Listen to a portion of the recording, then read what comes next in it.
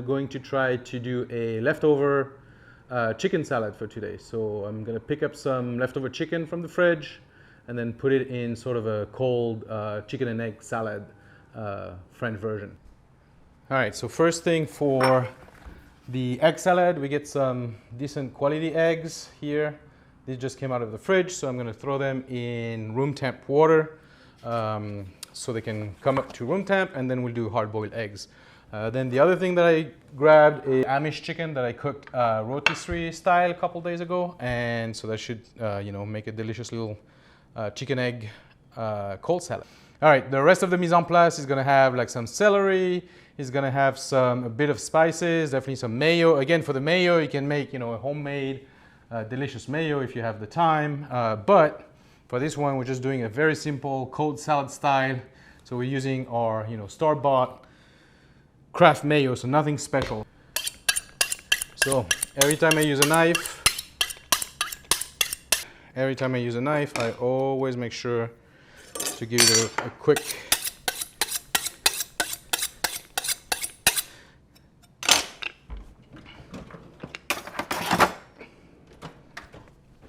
firing. All right, celery mise en place. And then the celery, again, just simple celery, store-bought. This is, again, small town America, so we buy what we find, which is, there's not too many options here, so we do what we can.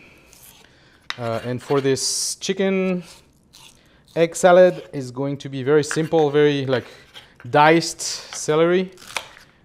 And that's probably actually too much, but that's okay. It doesn't have to be too fine. I mean, depending on how you like it, obviously. If you like a more crunchy celery, larger. All right, so we do have our celery. Here, maybe this is a better view here, better lighting. Finely chopped, or a coarser version if you'd like it a little coarser. Either is fine. Okay, so we now have our water to boil. Our eggs have been resting, so they're at room temperature. What I do with the eggs usually is I'll pierce, the fat side with a little knife. So I can do it here, actually, here. So you just have to identify that fat side. So this is here, and then I just go with a knife. It doesn't have to be that gentle, just pierce a little hole. Hopefully you guys can see this. Yep. And then just drop them in the water. Let me do my chicken. So the chicken, I really don't have much left, unfortunately. So it's really just the one leg and then the two wings. Unfortunately, I don't really have a white. So usually that's really good if you can have at least one white, one of the two whites, and then a leg, some of the darker meats, but definitely have a whole white just to, make that salad a bit more juicy and delicious. It's still going to be delicious. It's just we can't make as much, obviously.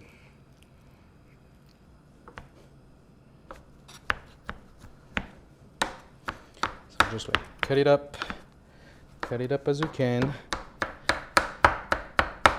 Again, there's no real proper knife technique that I know of, and again, I'm just a cooking guy. I'm not a cook, so. And again, for the chicken, you don't want it to be that small. So it can be chunks, but not crazy. Not processed in a food processor either. Has to stay organic and handmade. So we can reserve that. For the greens, we already have the celery from before, and then we'll add a little bit of green herbs, right? So this is dill, I guess people call it here. So this is really good with fish dishes. I have in the fridge here, I have a salmon rillette, pate types of things that I do. And again, I'll put it on the channel, and that's why I have those. So this you have to be very sparse with. This is pretty potent. I mean, it has a strong smell, strong taste. So if you don't like it, don't use it, obviously. What goes really good, I mean, I'm French, so we use that parsley, the one with the leaves like these, right? Like not the flat leaves one, but the regular one. So this is something I use in pretty much every dish, everything with potatoes. I use it with fish. You know, I'm going to use it here in that chicken egg salad. It's very good. So it just gives it a nice little, you know, pep to the plate, like that green, you know, taste you want. Obviously, if you have cilantro, you know, a lot of people here in the US will have cilantro. You can definitely use that. You know, any kind of an herb to sort of finish. And again, with the herb, same thing. And it's always good to use like 2 or 3 if you have. So I'm going to use a little bit of dill because we like it, and quite a bit of parsley. And I'm not going to use cilantro here today. Okay, and for the dill, very finely chopped because you don't want that long stringy. Ow! If I don't pay attention, I will cut myself. You don't want that long stringy taste to it or structure to it, so you really want to chop it, you know, pretty good. Okay, parsley. I'm going to do this much probably. That might be a little much. Same thing. You can chop it pretty fine, but the parsley is not as important because the structure is not as stringy as that dill, so you can, you know, chop it somewhat coarse. It doesn't have to be like super duper fine. And this knife is a little short for this, so I get my longer knife. And then finally, I think, yeah, you can see it in the background over there, right? That nice basil. This is a basil that I have. I buy my basil plants at the store and then I repot them, right? And then they grow outside. And that gives me some real nice basil. So if you want that more, you know, Mediterranean sort of a flavor, like that more like, yeah, Mediterranean Sea, like pizza, you know, sort of a flavor, you know, chop up a couple basil leaves in there. And that's probably what I'm going to do. So I have a little bit of dill, a little bit of basil. And again, that'll bring my chicken egg salad to, you know, a bit of a stronger taste, right? So depending on your taste, you can just like avoid that altogether. Just put a little bit of parsley and be done if you like a more subtle taste to it. All right, let me just chop that.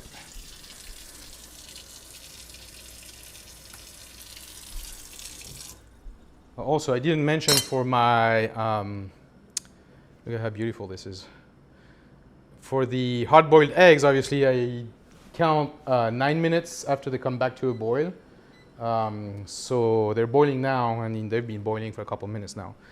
So anyways, put a timer like 9 minutes, and then, you know, you can do a little more. So 9 minutes is good. You can do a tiny bit more, not too much more, definitely not too much less either. Otherwise, depending on how cold they are to begin with, they might be a little undercooked, you know, and you definitely don't want them to be like medium. And, you know, for an egg salad, you really want them hard. So I would say definitely at least 9 minutes in a boiling water. Okay.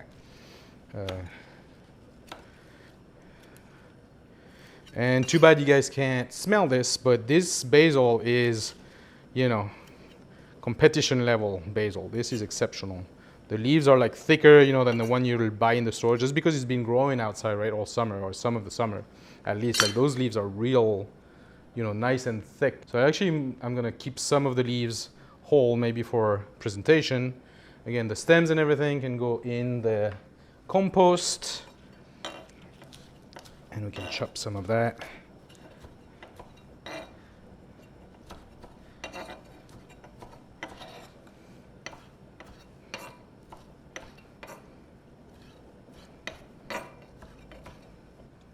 This with the dill,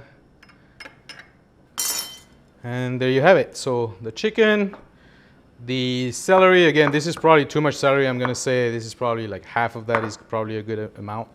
This is my parsley, the dill, and the chopped basil I just did. And then I'm waiting for my eggs to be ready, and my mayo is still here, not endorsed, and that's about it. That's really all the ingredients you need. And then some salt and pepper, of course, to taste, and that'll be it. Okay, I'll come back when my eggs are ready and we can assemble everything. All right, so let's, where's my owl? Here. Let me switch you here and get this and get that. Okay. All right, so this is now has boiled for a good 10 minutes, probably 10 minutes, I would say. And what I do is I take my, I don't know if you guys call it spider, une araignée in French, like this instrument right here, right? And then I just grab my eggs out of the water, drop them in a separate bowl, and then I'm gonna run some cold water to them. So take them to the sink and then run some cold water on them. I'll show you this.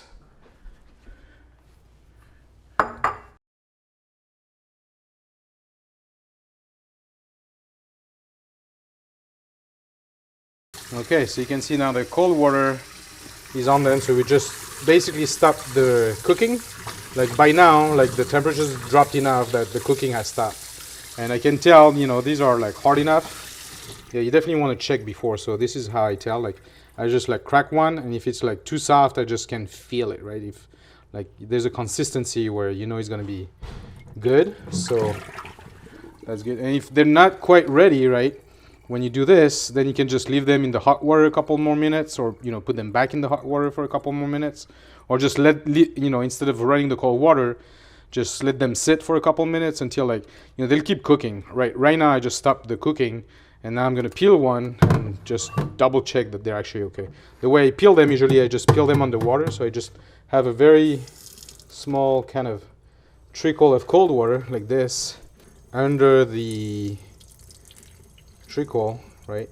And make sure the water goes under that skin, and usually that makes the trick so they don't stick and they kind of peel somewhat easily. Sorry, my fingers are in front, but literally I'm kind of going under the skin here, see, on those sides, like right here, like under. I pull like this, see how it detaches? It just detaches kind of alone. And here we go, that's one. And of course, usually I'd have like a little plate. You can use this guy here. Just make sure that you have something to catch all your.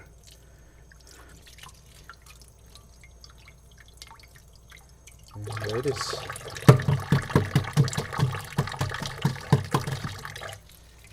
Under that trickle. Just, yeah, you just have to get under that little skin, and then we're good. Okay, and that's it. That didn't take more than a minute, a couple minutes max.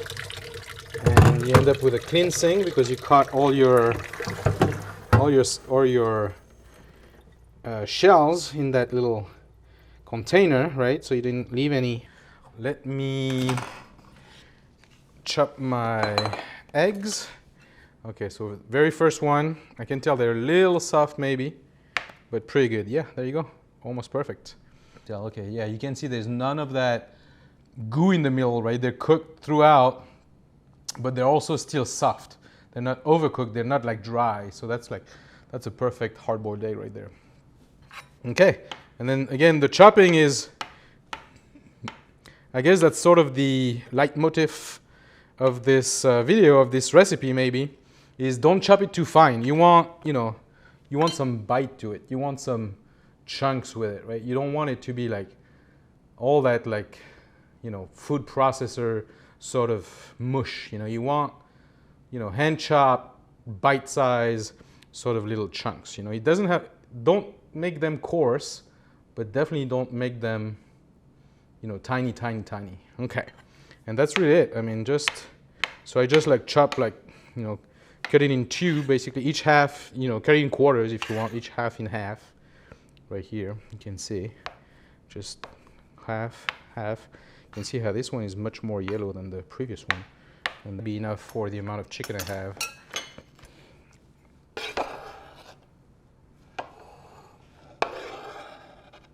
Okay, let me see here. Let me switch you around. Okay, so this is my egg. I'm always cooking intuitively, so I don't really, usually I don't weigh things, unless I'm baking, and then that's a different story. I'll show you a bread that I make soon in a video. I did end up chopping some of that ham, just because, you know, I like the taste, and I thought, you know, the chicken wasn't that much, so just to have a little more of the recipe. So now you can see, right? You can see my dish is not, you know, it's not a big amount. Okay, so now we have this. Let's do some celery. So again, this is all sort of feeling. It's really up to you how you want it. So this is like a handful, 2 handfuls. That's probably good for my taste. I don't like that much celery in those. Some people like to have a lot of it. You know, this is just a sprinkle of celery on top. And then I'm gonna put my basil and dill, right? Again, this is a very small amount because those herbs are pretty overpowering. So really just a little bit. And then some of my parsley. I'm gonna keep half of the parsley for later, or some of the parsley for later. Okay, and this is the dish together. So now all we need to do is add the mayo and turn it over. So that's a good bit of mayo, and I'll probably add more as I go. I'm now just going to use a wooden spatula and sort of, you know, just put it together.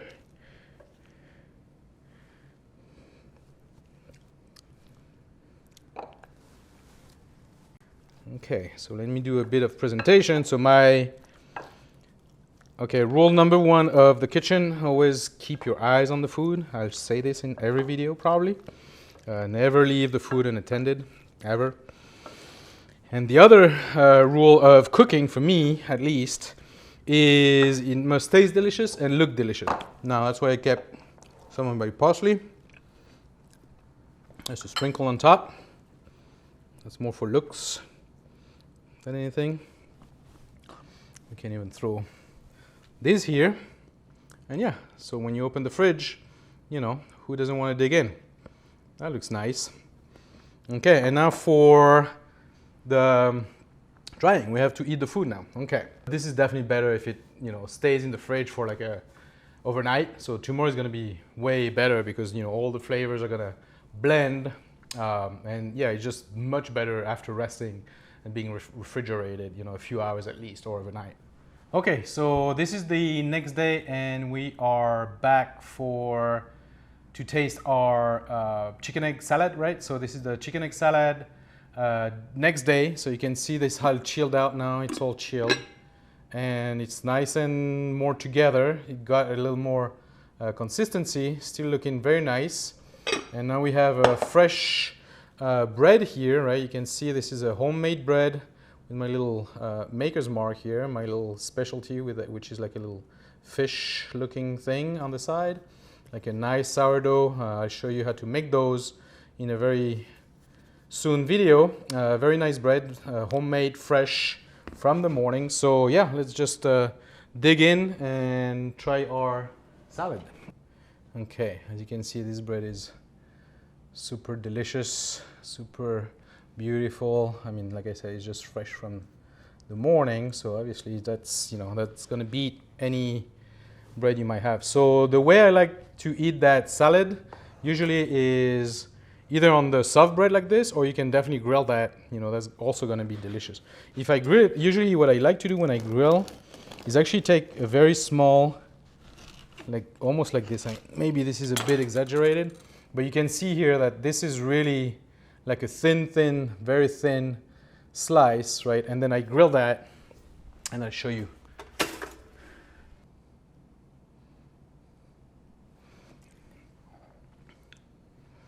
Okay, so this is the first presentation, which is really just, you know, serve it in a plate with a piece of bread and just dig in, just eat it up.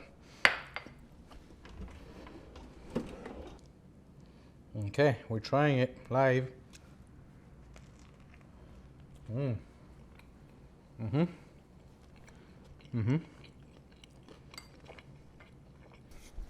Okay, tell you what it needs. This thing is delicious. It needs some salt and pepper. So let me just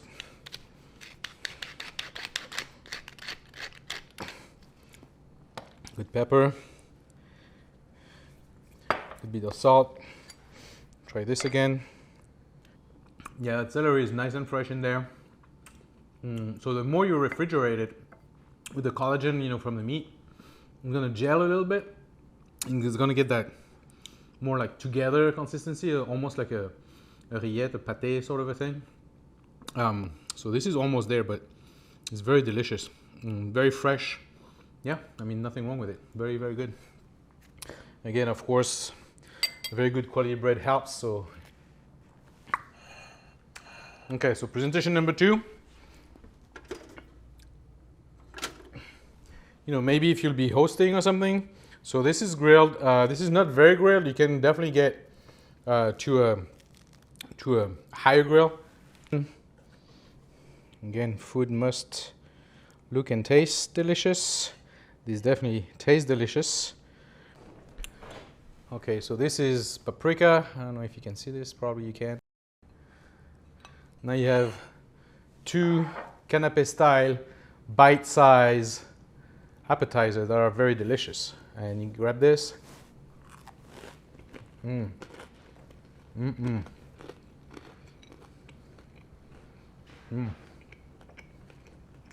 Has that crunchiness of the bread. Definitely the paprika is delicious with it. I highly recommend it. If you like the kick, add the cayenne, add the kick inside the salad. This thing is, I promise, delicious. Okay, I'll see you in the next video. Bye.